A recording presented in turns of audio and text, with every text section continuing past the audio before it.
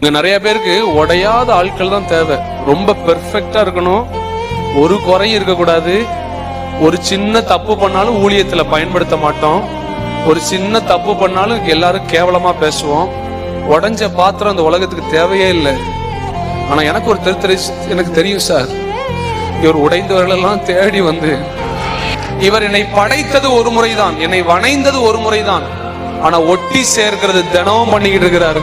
என்னை அழிக்க நாள்தோறும் நினைத்த எதிரின் கையில் விழாமல் காத்தீர்கள். முன்பு பந்தியை வைத்து எண்ணெயினாலே அபிஷேகம் செய்தீர்களை